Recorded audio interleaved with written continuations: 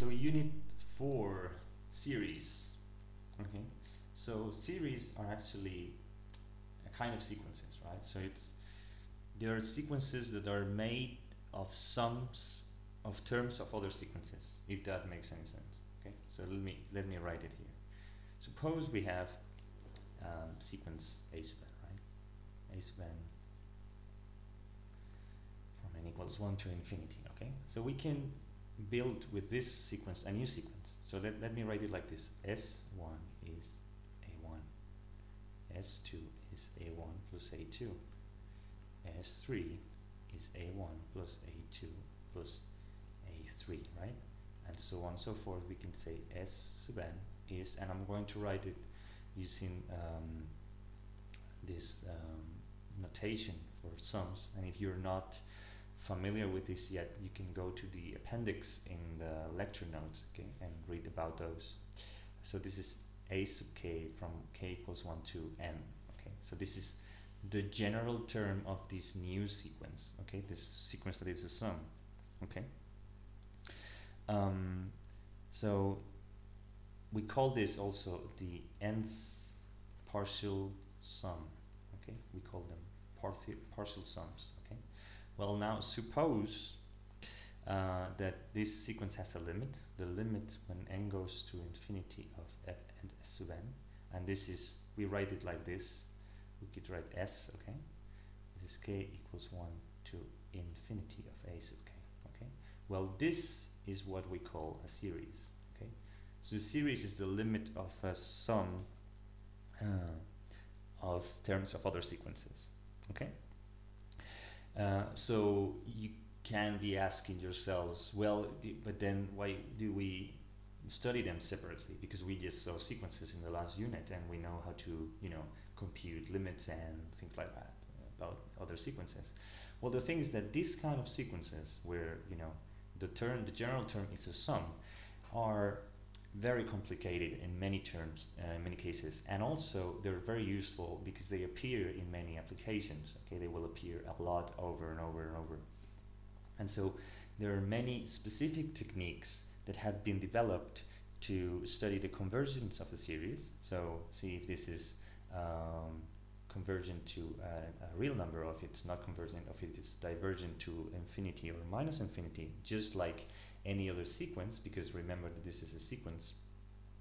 And also some techniques to compute the value of the limit, which is much harder than with other sequences that we had, okay?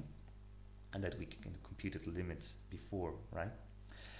So typically we call the series this kind of infinite sum in quotes, because infinite sums are not easy to think of, but it's the limit of a sequence that it's made of sums, if that makes any sense. Okay, so let me give you an example of this, which is probably the most famous series. Suppose we have the series is called the geometric series. Okay, from n equals 0 to infinity of x sub n, to the n, where x is a real number. Okay, this is called the geometric series.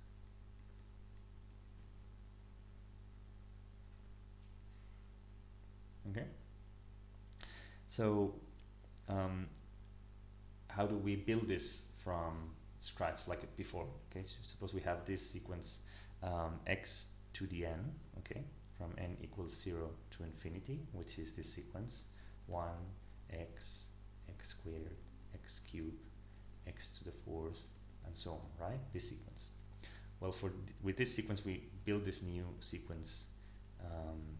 S1 is 1, x2 is 1 plus x, x3 is 1 plus x squared, and so on. Okay, so x to the n, x sub n is the sum from k equals 0 to n of x to the k, right?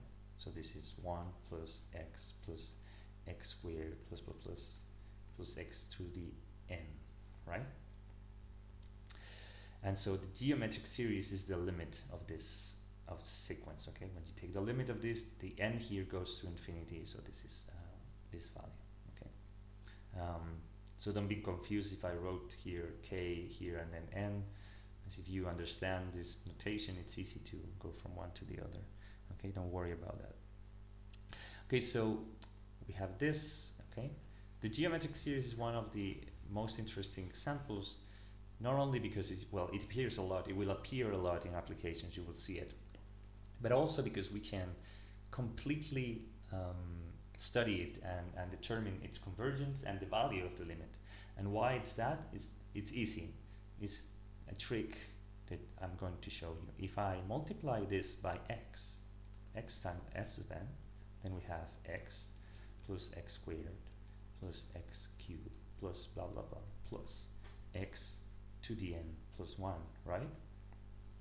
But now if we subtract these two sequences, so this is s sub n minus x to the s sub n, I have 1 plus x squared plus x cubed plus blah blah blah plus x to the n minus, and then it's minus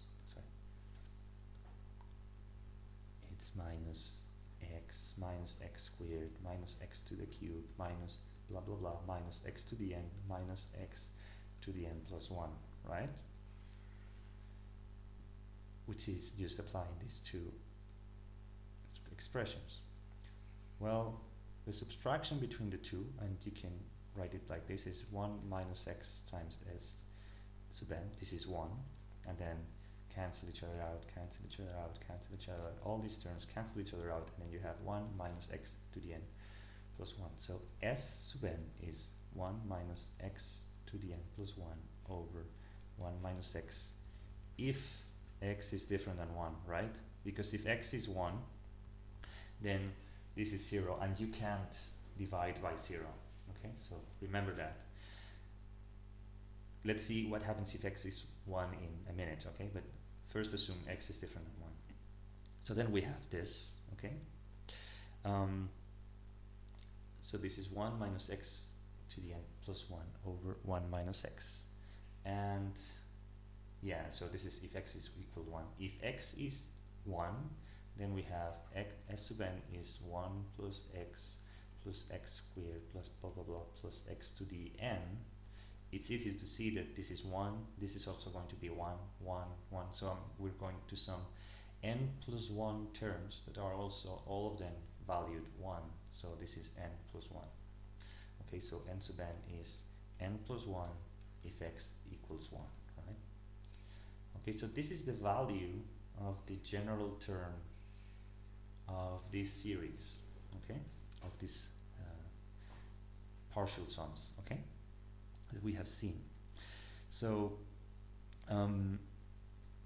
what happens with the limit of this when we take the limit of this? Well, this will depend on the value of x, actually. So what happens with x? So let's see, the limit when n goes to infinity of the sum from k equals 0 to n of x to the k, or in other words, the limit when n goes to infinity of s sub n, as we have this set here. Let me erase here this too as well. Okay, well, this is going to be, let's suppose, well, if x equals 1, then the s sub n is n plus 1. The limit of this when n goes to infinity is infinity, right? So this is plus infinity, okay, if x equals 1. Okay, now if the absolute value of x is smaller than 1, okay, then this thing is going to be 0, right? We know that the power of x, if x, the absolute value of x is smaller than 1, this is going to be 0, so this is 1, and then this is 1 minus x, so the limit of this is 1 over 1 minus x, right? Now, if x is greater than 1, then we can rewrite this like this, x to the n plus 1 minus 1 divided by x plus 1. And so this is, let's say, this is going to infinity, okay? So it's going to infinity divided by some finite value. So this is again plus infinity if x is greater than 1. And now if x is smaller than minus 1, okay, so remember different cases. Fx is equal 1, x, the absolute value is minus 1, and then x is smaller than minus 1, okay, the only case that we lack.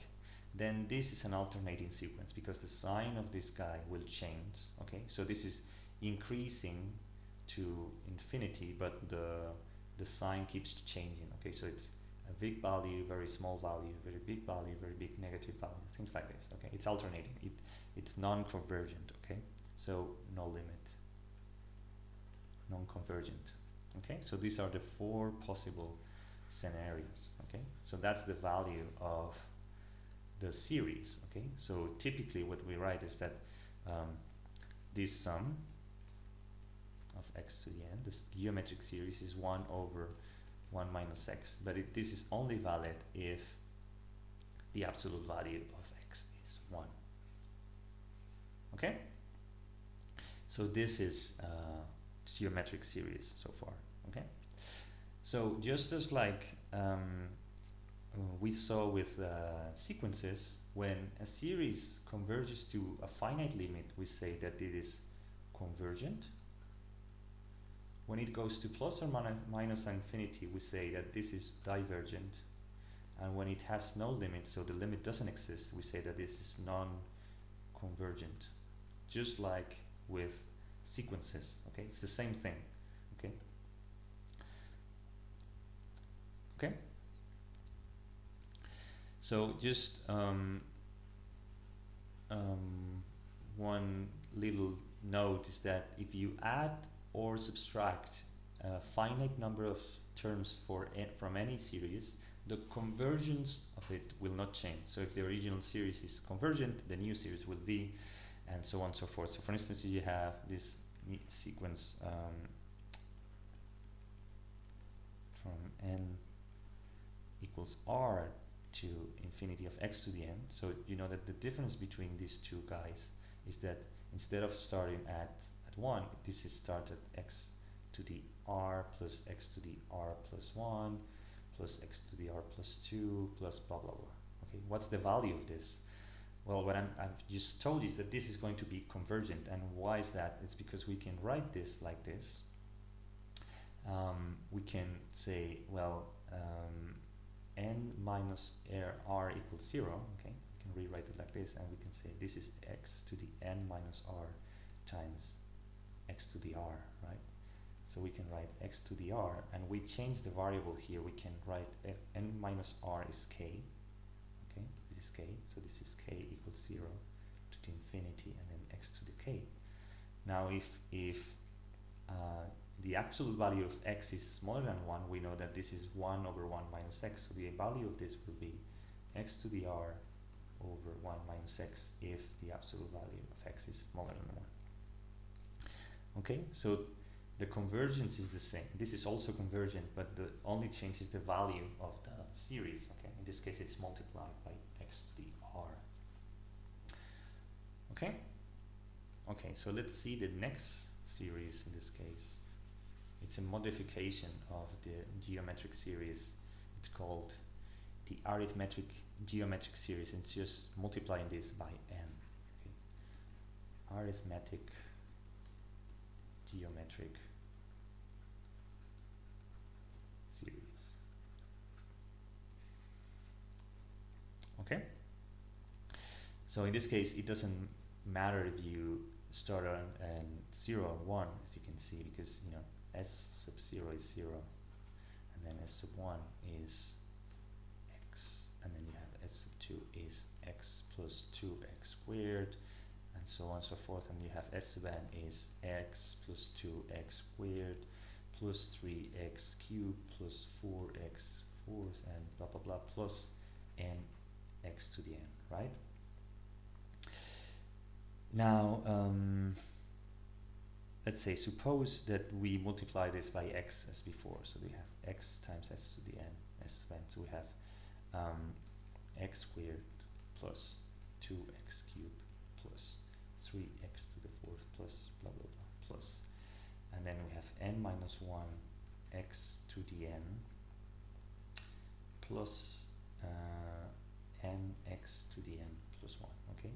So if we subtract, just like before, we subtract these two expressions, we have 1 minus x times s sub n, and then we have x, and then plus x squared plus x cubed plus x to the fourth plus blah blah blah plus x to the n plus n x to the n plus 1, right? Now this thing is just the general term of the geometric series, right? The only thing is that it lacks the 1, okay? So remember that the general term for the geometric series is x to the n plus 1 minus 1 over, getting out of space. Let me write it here, okay? So we have 1 minus x times s sub n, and then we have this thing is the geometric series minus 1, so this is x to the n plus 1 minus 1 over x minus 1 minus 1 plus, sorry, this is a minus, so minus n to the x times x to the n plus 1, sorry, okay? Now if we operate with this, we have x to the n plus 1 minus 1 minus, and then we have x plus 1, and then we have minus n to the x, sorry, times x to the n plus 2 plus n times x to the n plus 1, right, over x minus 1. So then we have 1 and minus 1 cancel each other out, and then we have x, let me see, yes, so minus x, right, and then you have x, sorry, plus, and then we have n plus 1 times x to the n plus 1 minus n times x to the n plus 2, right, over x minus 1. Let me erase this.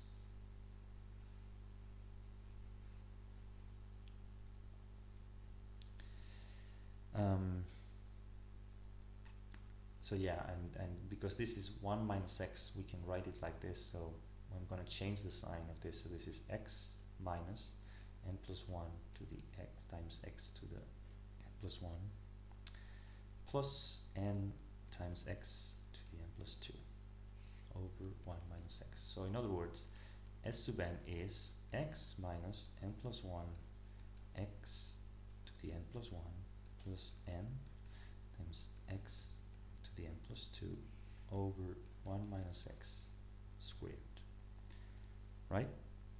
So this is the value.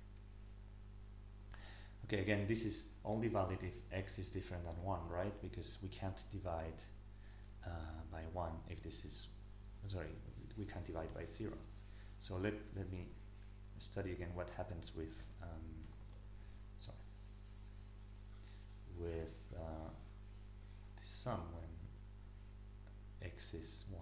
Okay, so if x is 1, then we have s sub n is going to be, I told you, x plus 2x squared plus 3x cubed plus blah blah blah plus n to the x sub n.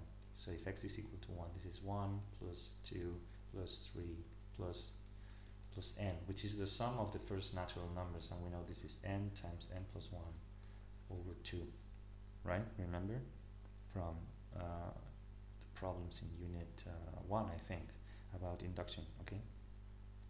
So this is s sub n is equal to n times n plus 1 over 2 if x equals 1, okay?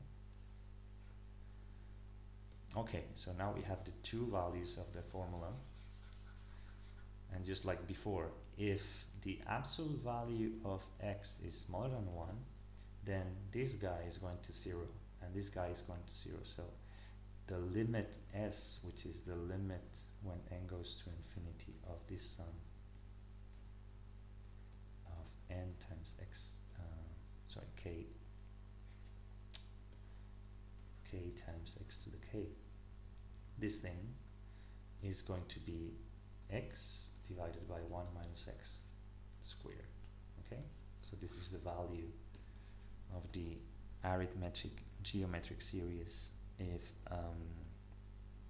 the absolute value of x is smaller than 1. If x is greater than 1, this is going to be plus infinity. It's easy to see because this value is going to be this greater, the greater term or the higher degree term in the numerator is this, it's positive, it's going to plus infinity, and this is positive because it's a square. And if x is smaller than minus 1 as before, this is non-convergent. Again, because this thing is always changing in time, sign, and changing, getting close, sorry, bigger and bigger values, but with different signs, so it's not getting closer to any value. Okay. Okay, so we have the two sums, the geometric series and the arithmetic geometric series. Okay, and you need to remember these values. Okay, for the arithmetic geometric series and for the geometric series, which was 1 over 1 minus x. Okay. Okay, so an exercise for you is using the similar procedure, prove that 1 minus x times this sum, the sum from n equals 1 to k of n squared times x to the n, is 2 times the sum from n equals 1 to k of n to the x to the n minus the sum from n equals 1 to k of x to the n minus k squared times x to the k plus 1. And if you take the limits in both sides, divided by 1 over x, you prove this thing. Okay, so we have the limit, this sum from n equals 0 to infinity of x to the 1, sorry, n, the limit when n equals 0 to n x to the n, and the next one is n squared times x to the n, which is the one that I want you to compute here. Okay, so lastly, an important term before we finish this video, proposition, is that if a series is convergent, okay, so if this is a sequence that whose sum converges to a finite value, then the limit of the general term of the sequence that's inside the sum, it's going to be 0. Okay, this is kind of a mouthful, but it's important because this is an important point that many students have trouble distinguishing. Okay, so I want to make a lot of emphasis on this. Okay, so you have the sequence a sub n from n equals 1 to infinity, and then you have s sub 1 is a sub 1, s sub 2 is a sub 1 plus a sub 2, s sub 3 is a sub 1 plus a sub 2 plus a sub 3, blah blah blah, s sub n. Okay, a sub 1 plus a sub 2 plus a sub 3 plus blah blah blah plus a sub n. Well, if the limit of this, okay, if the limit of s sub n is some value, let's call it a, okay, then this implies that the limit of a sub n, okay, this term, only this term is 0. Okay, so what does it mean in terms of, you know, kind of intuitive terms? It means that when you're summing things, okay, and you have a sum that has an infinite number of terms, this means that in order for the sum to get to a value that's not infinity, okay, the large, you know, the final terms of the sequence have to be very, very, very small, okay, very close to 0. Okay, so how do we prove this? Okay, the proof for this is very easy actually. So suppose that this is actually convergent. So this sum a sub n, this from a sub n from n equals 1 to infinity exists and is some value a that's smaller than infinity. Okay, so it's a finite value. Then again, so this means that this limit exists, right?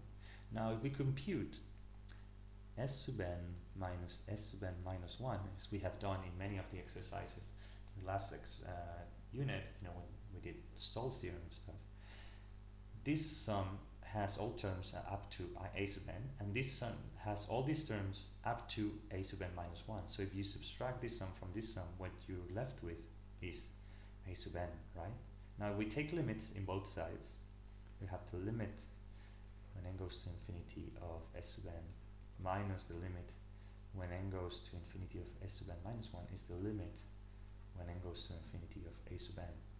But this limit is this limit, okay, a. And this limit also is a. Okay. Both limits are the same. So you have a minus a, which is 0. Okay? Okay? So remember the difference between this term inside the sum and the whole sum, please. It's very important. Okay? So this result you can express in different way by saying that if the limit when n goes to infinity of a sub n is not 0, then this sum is not convergent. Okay? It is not going to be convergent. So for instance, if you have this sequence a sub n is minus 1 to the n, okay, so this is the sequence minus 1, 1, minus 1, 1, minus 1, 1, and so on. So then you have the sum from n equals 1 to infinity of a sub n is just minus 1 plus 1, minus 1 plus 1, minus 1 plus 1, minus 1 plus, and so on, okay? So if you take the values, so if you have the sum s1 is minus 1, right? S2 is minus 1 plus 1, which is 0. Then S3 is minus 1 plus 1, minus 1, which is minus 1. S4 is minus 1 plus 1, minus 1 plus 1, which is 0. And so on and so forth. So the values of these sequences, minus 1, 0, minus 1, 0, and so on and so forth. So the odd terms are minus 1, the even terms are 0. So as you can see, this sequence, the sequence of the sums is alternating between two values as well, 0 and minus 1. Okay? So yes, remember again, the difference between the sequence of the sum and the sequence that's the original with which we built the sum. Okay? Or for another example, you can use the sum from n equals 1 to infinity of 1 over the nth root of n. Well, we know that this is going to be plus infinity. Well, it's not we can say that this is first, it's not convergent. Okay, we know using this result. Why? Because the limit when n goes to infinity of the general term here, 1 over the nth root of n, this is going to be 1. Okay, so imagine as n is very large, you're summing 1 plus 1 plus 1 plus 1 plus 1 plus 1 plus 1 infinite times. So actually, yes, this is going to be plus infinity. Okay, you're going to sum many times the number 1 or something that's very close to 1. Okay, so please remember to distinguish between the behavior of the sum of the terms of the sequence and the behavior of this original sequence. Okay, now if the limit of this sequence is not 0, then the sum of its terms is not convergent. But if the limit when n goes to infinity of a sub n equals 0, then we can't say anything about the series. Okay, but you can say, well, but we have this proposition, if the series is convergent, then the limit of a sub n is 0. Yes, but this is the converse statement. If the limit of a sub n is 0, then this series doesn't have to be convergent. And for example, we have proven this before. 1 plus 1 over 2 plus 1 over 3 plus 1 over 4 plus blah blah blah plus 1 over n plus blah blah blah, which is the limit when n goes to 1 to infinity of 1 over n. Okay, this is called the harmonic series. Okay, now we saw it last unit and last video. This is plus infinity, okay, because this is asymptotically equivalent to the logarithm of n, right? And the logarithm of n is its limit when n goes to infinity is plus infinity, okay? But the limit when n goes to infinity of 1 over n is 0, right? So this, you could say, well, this has to be convergent. No, okay? So let me try to explain it. In order for a series to be convergent, you need the terms of the sum, okay? The terms of the sum, the terms when you go for larger n to be smaller and smaller and smaller and very close to 0, right? But you need them to get smaller very quick, right? And if they get to 0 not quick enough, then this sum keeps increasing and increasing and increasing up until you get to infinity. And I know it's crazy, but that's what happens when you deal with infinities, right? It's something that's out of your mind. You can't really imagine what it means to sum an infinite number of things, okay? And in this case, it's, you know, it's kind of the best example of that. Yeah, it's how you sum 1 plus 1 half plus 1/3 plus 1/4. I'm summing something that's smaller and smaller and smaller and smaller all the time, so it should get to something that's finite. But that's actually not the case, okay? So remember that, you know, you have to be very careful when computing the convergence of series, because you don't have really rules that apply always, okay? So remember this: if a series is convergent, then the limit of its this term in the series, it has to be 0. But if the limit of this sequence is 0, then the sum of all its values can be any value, okay? It could be infinity, it could be something smaller than infinity. Okay, so that's it for now.